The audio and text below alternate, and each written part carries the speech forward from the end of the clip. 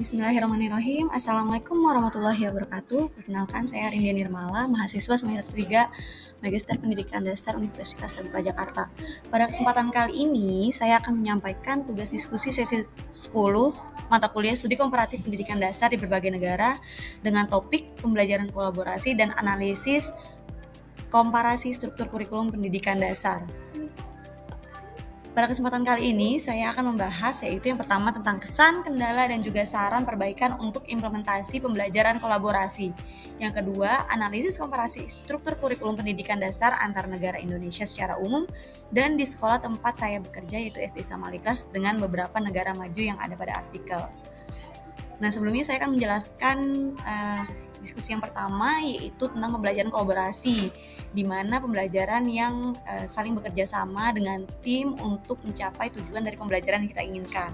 Kesannya yang pertama yaitu dengan pembelajaran kolaborasi dapat meningkatkan kemampuan dalam kerja tim, saling berbagi ide dalam penelitian, dalam memecahkan suatu masalah, dan berpikir analitis secara kolektif. Yang selanjutnya itu memperkaya perspektif dan inovasi karena berada dalam suatu kelompok yang bisa saling memberikan pendapatnya, saling memberikan masukannya. Kendala yang saya hadapi atau banyak dihadapi ketika pembelajaran kolaborasi yaitu yang pertama perbedaan gaya belajar, komitmen waktu, dan ekspektasi setiap anggota pasti berbeda-beda sesuai dengan kebiasaannya. Yang kedua yaitu adanya anggota yang dominan dan ada juga yang pasif, sehingga hal tersebut perlu diwaspadai dalam kolaborasi suatu tim. Yang selanjutnya yaitu saran perbaikan. Yang pertama, tetapkan peran dan pembagian tugas yang jelas dalam kelompok tersebut, sehingga tidak ada tumpang tindih peran dan tidak ada tumpang tindih pembagian tugasnya. Yang selanjutnya itu memanfaatkan teknologi, bisa dengan platform digital seperti LMS, Google Workspace, Miro, dan lain-lainnya agar kelompok bisa berkolaborasi secara daring dengan fleksibel, sehingga kita tidak perlu selalu tatap muka untuk melaksanakan kolaborasi tersebut. Nah, adapun pembahasannya kedua yaitu tentang analisa komparasi struktur kurikulum pendidikan dasar. Artikel yang pertama yaitu tentang analisis komparasi sistem pendidikan di Indonesia dan Finlandia, dari artikel Ada Maulana Amirul. Dan artikel yang kedua yaitu wawasan pendidikan, studi komparatif sistem pendidikan di berbagai negara maju seperti Korea Selatan dan Jepang, yaitu artikel dari Kurniawan Citra. Nah, struktur kurikulum pendidikan dasar di Indonesia secara umum yaitu dirancang berbasis kompetensi yang mencakup dimensi sikap, pengetahuan, dan keterampilan, dan memuat berbagai macam mata pelajaran. Selain itu, berusaha mengintegrasikan nilai karakter, literasi, dan proyek pembelajaran berbasis pengalaman belajar. Adapun struktur kurikulum pendidikan di SD Sam Al-Ikhlas yaitu mengacu pada kurikulum nasional, yaitu kurikulum merdeka, dengan menggabungkan nilai-nilai Islami. Yang kedua, adanya muatan lokal yang relevan dengan kebutuhan siswa di pusat kota, karena SD Sam Al-Ikhlas berada di ibu kota Jakarta. Yang selanjutnya itu penguatan nilai karakter melalui pembiasaan, literasi numerasi, pembinaan siswa berprestasi. Ada pula ekstrakurikuler yang beragam di SD Sam Al-Ikhlas dan pengembangan kompetensi guru. Nah, pada modul MPDR 5302 menegaskan bahwa kurikulum di Indonesia memiliki tantangan utama pada aspek kepadatan konten, kesenjangan implementasi antar wilayah, serta ketergantungan terhadap struktur pusat sehingga ruang inovasi guru semakin terbatas. Nah, berikut adalah analisis komparasi struktur kurikulum pendidikan dasar Indonesia dan Finlandia. Nah, pada sistem pendidikan dasar di Indonesia, sistem pendidikan dasar di Finlandia, dan SD Sam Al-Ikhlas, persaingan dan kesetaraannya itu yang di Indonesia banyak kompetensi akademik. Nah, sehingga terjadinya pembelajaran yang sangat kompetitif. Di Finlandia menekankan prinsip kesetaraan dalam pendidikan, dan di SD Sam Al-Ikhlas kesetaraan dalam pendidikan. Sistem kenaikan kelas atau peringkat di Indonesia itu masih ada sistem gagal kelas atau failing a grade dan ranking siswa. Sedangkan di Finlandia tidak ada sistem gagal kelas dan peringkat siswa. Nah, di SD Sam Al-Ikhlas juga menggunakan penilaian formatif dan sumatif yang fleksibel dalam menentukan hasil belajar siswa. Yang selanjutnya jam belajar di Indonesia kurang lebih 40 jam per minggu, di Finlandia kurang lebih 30 jam per minggu, dan di SD Sam Al-Ikhlas 40 jam kurang lebihnya per minggu. Nah, metode pembelajarannya di Indonesia itu masih banyak yang pembelajaran terjadi dalam kelas. Sedangkan di Finlandia lebih menekankan pendekatan pemecahan masalah atau problem solving. Sedangkan di Islam Al-Ikhlas pembelajaran berbasis proyek, diferensiasi, problem solving, dan lain-lain sudah dilaksanakan. Nah, tugas atau pekerjaan rumah di Indonesia masih menjadi suatu agenda yang rutin, sehingga masih ketika pulang sekolah anak-anak masih harus belajar mengerjakan tugasnya. Nah, di Finlandia tidak ada membebani siswa dengan tugas yang sangat banyak, sehingga lebih ringan dan beban tugas hariannya pun sedikit. Nah, di SD Islam Al-Ikhlas masih ada tugas yang harus dikerjakan di rumah, namun tidak berlebihan porsinya.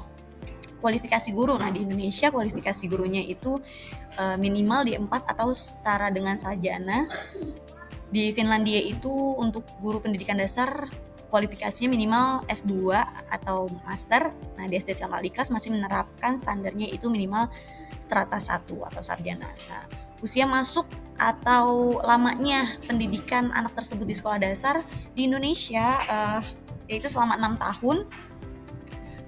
Jika ada yang 5,5 tahun harus sesuai dengan rekomendasi dari psikolog. Selanjutnya, sistem pendidikan dasar di Finlandia selama kurang lebih 7 tahun, sedangkan di SD Islam Al-Ikhlas masih 6 tahun. Nah, ada pula komparasi struktur kurikulum pendidikan dasar di Indonesia versus Korea dan Jepang, serta di SD Islam Al-Ikhlas. Filosofi pendidikan atau tujuan kurikulum di Indonesia yaitu membangun karakter, kompetensi dasar, dan pengembangan potensi. Korea Selatan itu menekankan kompetensi yang kesiapan untuk dunia kerja serta membentukkan identitas nasional melalui muatan moral dan sosial. Nah, sedangkan di Jepang itu membentukkan moral, etika, karakter melalui kurikulum formal serta memiliki kerangka nasional yang sangat terstruktur dan konsisten. Nah, di SD Islam Al-Ikhlas menggunakan kerangka kurikulum nasional sebagai dasar lalu mengembangkan dengan karakter Islami. Nah, struktur pendidikannya kalau di Indonesia itu masih SD 6 tahun, SMP, SMA, dan seterusnya. Korea Selatan itu menetapkan dengan terstruktur nasional dengan lembaga seperti Korean Institute for Curriculum Evaluation. Sedangkan kalau di Jepang itu menggunakan kurikulum guideline, tapi diimplementasikan di tingkatan sekolah lokal. Nah, revisinya bersifat skala. Selanjutnya implikasi untuk SD Islam Al-Ikhlas itu masih mengadopsi struktur nasional tapi menambah dengan muatan lokal atau kebiasaan karakter. Nah, muatan pelajarannya di Indonesia masih sangat banyak, sedangkan Korea Selatan menekankan pada bahasa Korea, sains, sosial, seni, pendidikan moral, dan etika. Di Jepang itu masih mencakup banyak muatan pelajaran juga, dan di Indonesia masih sama seperti pembelajaran nasional tapi ditambahkan Al-Qur'annya.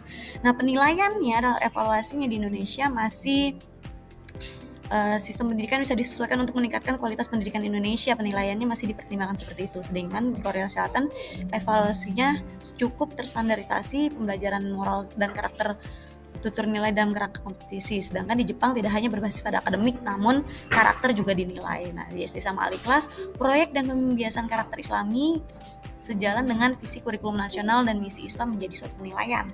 Nah, kelebihannya di Indonesia itu masih fleksibel, kontekstual, tantangannya potensi inkonsistensinya antar sekolah masih sangat besar. Nah, di Korea Selatan kelebihannya itu kompetensi siswanya menjadi tinggi, tapi tantangannya tekanan akademiknya juga sangat tinggi.